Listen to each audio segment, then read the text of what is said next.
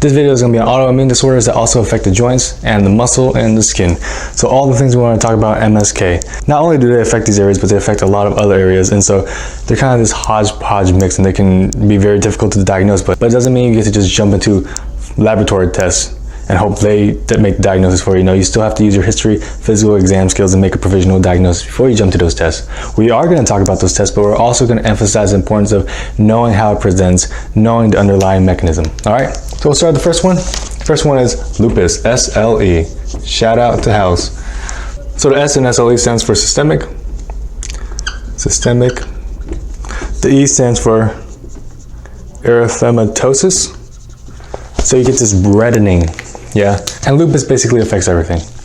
However, one of the first signs they've noticed when they were discovering lupus is that when patients came out into the sun and the sunlight hit them, they would get this rash. Basically, the sunlight would hit their cells and their cells would die, and then nuclear fragments would come out. And because this is an autoimmune disease, you have these wonky antibodies attacking your own body. So if you have antibodies that like to attack this, then they will attack this. And so you have antibodies attacking your body. What type of hypersensitivity reaction is that? Type 2. So it attacks this. It can also form an immune complex, and that immune complex can deposit everywhere and cause complements to come in and cause inflammation and all this stuff. What type of hypersensitivity reaction is that? It's type 3. So you get both type 2 and type 3. And because your antibodies are destroying yourself, and because it's causing immune complexes to deposit, you get this hodgepodge of symptoms. The symptoms that kind of spans all over the place. You'll get that classic skin rash from the sun exposure causing, this whole pathway. Commonly called the malar rash or a butterfly rash. It spares the nasolabial folds. That's that smile line. If you smile, you get these little lines that come across here. So it spares those. All right, malar.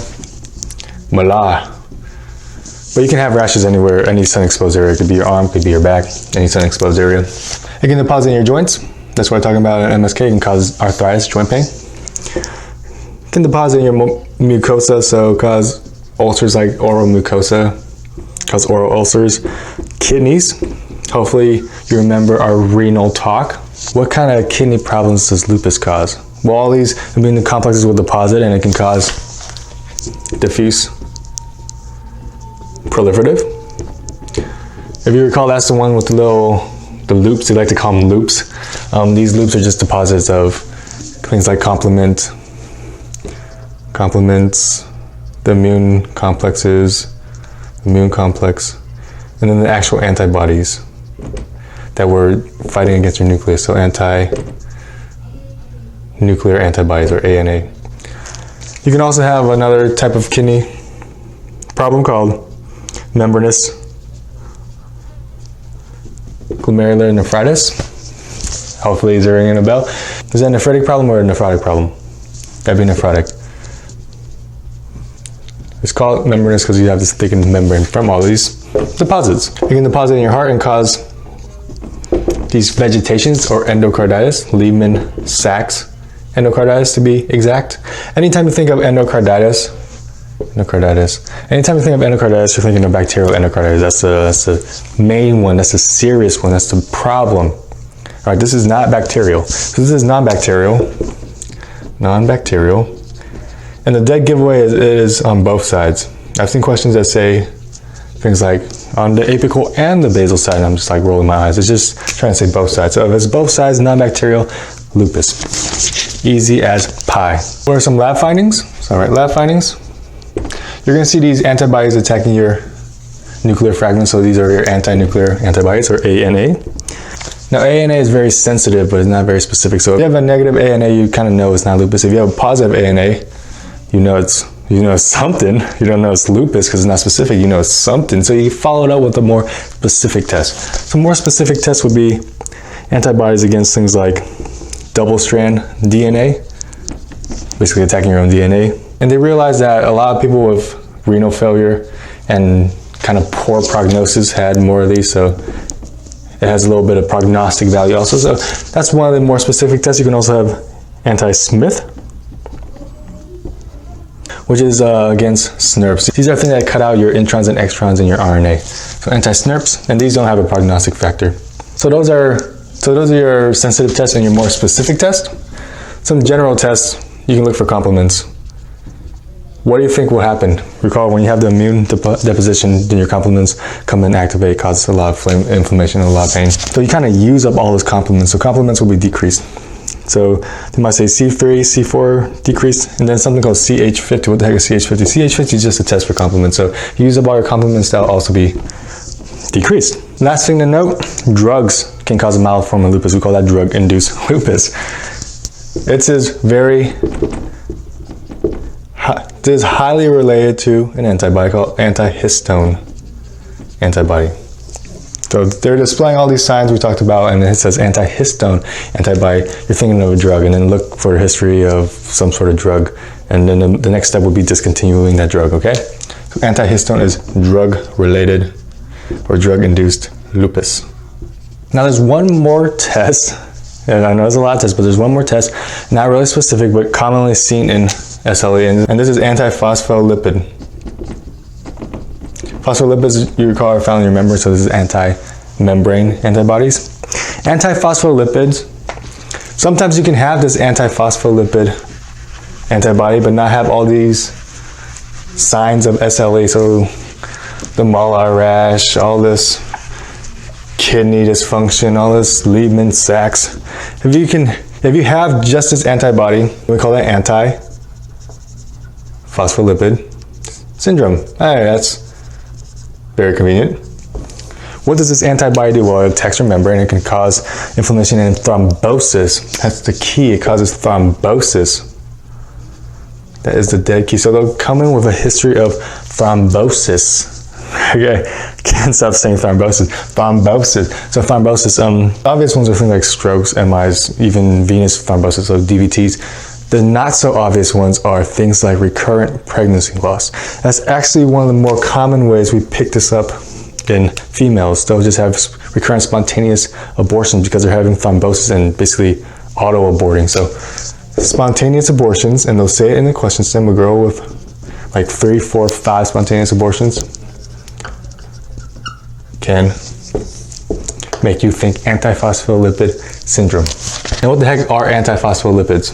They're antibodies against your phospholipid, and you can break it down into things like lupus, anticoagulant, and anti-cardiolipid. So these are the things you're going to look for particularly. All right, so a girl comes in with 3, 4, 5 spontaneous abortions. What labs are you going to order? You're going to order things looking for these. All right, to kind of confirm your suspicion. Anti-cardiolipin can also be broken down as a subset called anti-B2 glycoprotein, so don't let that throw you off. Now here's something you should know. Both of these can interfere with some of our syphilis testing. So syphilis testing, and it can actually cause a false positive. So if the question gives you a positive syphilis test, but the whole stem is more geared toward SLE and antiphospholipid syndrome, don't think lupus. Think of this as just giving a false positive, okay? And then last thing, just to clear something out, lupus anticoagulant. What's in the name? Why do they call it lupus anticoagulant? Anticoagulant means you're not coagulated. You're not having these thrombosis. You're actually having thin blood. But we know that's not true. Well, they called it this because it falsely raises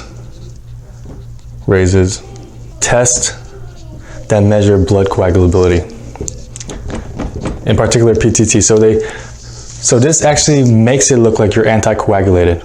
So this makes it look like you're not going to get thrombosis. It makes you look like you're anticoagulated, but it's actually the exact opposite. It actually causes thrombosis. That's just a misnomer, okay? They should actually really change the name, but just to clear some air. I think I'm done with that. Let's move on to something else. Polymyalgiarheumatica. Polymyalgiarheumatica. This is stiffening of the shoulder, hips. And so they might say, oh, I'm feeling, really stiff shoulders. I can barely comb my hair. Or it might say, I'm having really stiff hips. I feel like I can't really walk as well. It's highly associated with giant cell arteritis.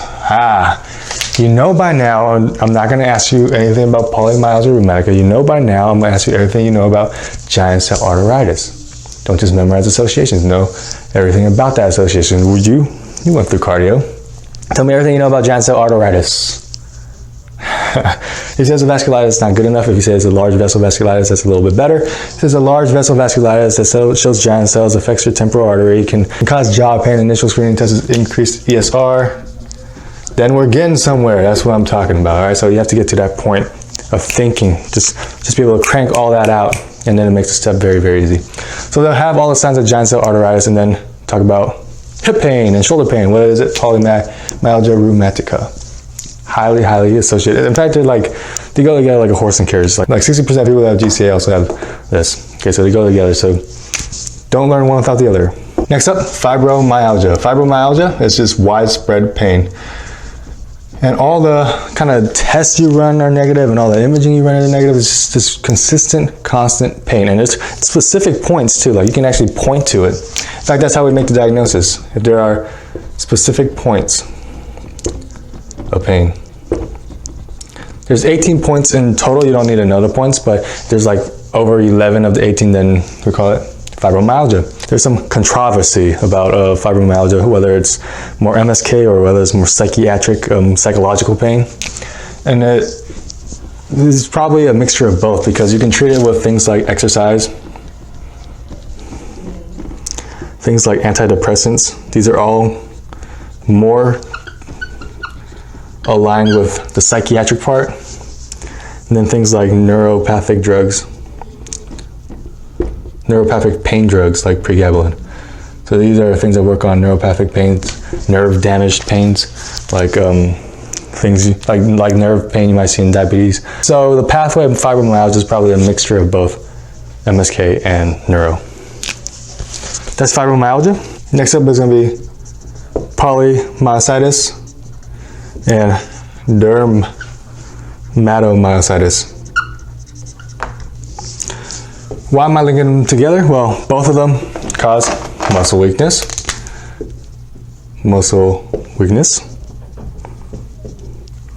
Both of them are associated with some sort of underlying cancer.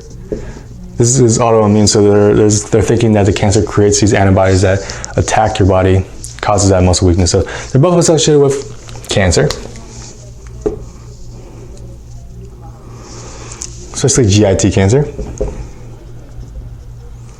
And they both share similar lab findings. So lab findings, you're thinking we talked a lot about lab findings, we haven't talked about it enough. So lab findings, anti-Jo1 is classic, anti-Jo1. And this is an antibody against the enzyme that attaches amino acids into your tRNA. You can also have anti-SRP. This is a signal recognition particle. Anti-MI2. This is a transcription regulator. I don't know if they require you to know this, but I'm just kind of telling you what they are so you understand what they're attacking. So these are all the things they share in common. Now, how do you tell them apart? What do they not share in common? Before we get to that, I just want to recap the anatomy of your muscle fibers. Not your muscle cells, but your muscle fibers. So you have your long tubular myocyte, and the covering of it we call the endomysium. And you get a ton of these together, right? As kind of a bundle. And the covering of that bundle is going to be your perimysium. And if you have tons and tons of bundles, this will eventually become your actual large muscle fiber. Yeah. And the covering of that entire thing is your epimysium. Okay, so that's just a rundown of how your muscle fibers are. Go back to polymyositis. This is an inflammation of your endomysium. So your first layer. And you look inside the muscle biopsy and you see just a ton of CD8 T cells. So that's polymyositis. What's dermatomyositis? Dermatomyositis, if you can tell by the name, the derm part of it, it also not only affects your muscle, but it also affects your skin. So you're gonna have skin changes. You're gonna have these patches on your knuckles. So right, knuckles. You have skin changes around your neck. We call that a shawl. It almost looks like a shawl, so I'll just write shawl. You might have skin changes around your eyes. So we call it periorbital. Periorbital. So it has skin changes in addition to the muscle weakness. Now if you do a muscle biopsy, instead of attacking the endomysium with CD8s, you attack the perimysium with CD4s. You can memorize perimysium because perimysium is the middle layer and it's closer to the skin. So that's one of the proposed mechanisms of why it also increases the chances of you having skin manifestations. So that is dermatomyositis. Next up, scleroderma. Scleroderma is when you have just increase in collagen production. And that collagen will deposit and cause hardening, sclerosis. That's where the scler comes from. So sclerosis, you get this hardening. You can get anywhere, basically. You can get collagen in your face, you get this hardening of your face. You have this really taut face without any wrinkles. You can have hardening of your fingers, so you get these finger pitting. So I'll just write, what do I want to write? Hardening? That sounds good to me. And the main cause of death is actually, it affects everywhere. It can affect your lung and it can cause pulmonary hypertension. It basically squeezes and hardens your lung. Pulmonary hypertension can cause restrictive lung disease. So, all right, pulm is main cause of death. Diff. There's a few types. You can have a diffuse type. As you can imagine, that is diffuse, so it's all over the body. And it's associated with anti-SCL70. which is an antibody in your topoisomerase 1. You can have a limited type, limited. So this is less diffuse, is more affecting your skin. And this is associated with anti-centromere antibody. It is categorized by CREST syndrome. In med school, I actually saw a patient that had this and I rightly and kind of stupidly said this patient has limited scleroderma. And then the attending asked, was it associated with it? And I said, CREST syndrome. And then I realized my mistake because I knew the follow-up question would be, what's CREST syndrome? And I didn't know what it actually stood for. So CREST syndrome, C stands for calcinosis. You get these calcium deposits on your hand. You can actually see the calcium in your hand. It's pretty cool. R stands for Raynaud. Raynaud is vasospasms of your peripheral digits. It turns blue. Yeah, because you have the vasospasms. Anytime you have vasospasms, you usually treat them with calcium channel blockers. If you have vasospasms of your heart, we call it princemetal angina, we treat it with calcium channel blockers. So E stands for esophageal dysmotility. This is when there's so much collagen around your neck, it basically tightens and makes it hard to swallow. So you have these people that difficulty swallowing. So S stands for sclerodactyly. Basically sclerosis of the fingers. And then T is telangiectasia. These are vasodilation, these little spiral-like vasodilations is the picture in my notes. So that is scleroderma. Now there's an odd man out called mixed connective tissue disease. This is something that doesn't quite fit with scleroderma, something that doesn't quite fit with polymyositis, something that doesn't quite fit with SLE. So we lump it all together and call this mixed connective tissue disease. And it's not just some diagnosis of, well, we didn't figure out, so we'll just put it in this group. This actually has its own specific antibody. So we might think it's actually its own disease. And the antibody you need to know is anti-U1RNP antibody. Anti-U1RNP. That is your mixed connective disease. And there's one more. I talked about this in GIT. I just want to go over it one more time with an emphasis on the lab findings and the antibodies, because why not? You don't have enough already. And that's going to be Sjogren syndrome. What's Sjogren syndrome? Can you remind me? It's autoinflammation of many things, but it can include your exocrine glands. So glands that produce tears, glands that produce saliva. So without those, you get dry eyes. They might, like I said, they might say, so patients might say they feel like they have sand in their eyes, or you have dry mouth, and the patient might say they find it difficulty to eat because they don't make saliva, so it's just dry going down. That's just a terrible feeling. So dry mouth, dry eyes. Your prize will start to enlarge from all those autoimmune cells infiltrating it. Parotid enlargement. It actually can destroy your parotids and increase, and all those lymphocytes can actually cause molten lymphoma, so that's not good. Other complications, because you're not making saliva, you basically have cavities. Yeah, you have nothing to wash away all that bacteria, you have more cavities. Dysphagia, trouble swallowing, so those are all bad signs. What are some lab findings? You're going to have anti-SSA and B. What does SS stand for? It stands for Sjogren's syndrome. Hopefully that's easy to memorize. So that does it for our little hodgepodge mix of autoimmune diseases that can affect your joints and your bones and your skin. Hope you enjoyed the video. Thanks.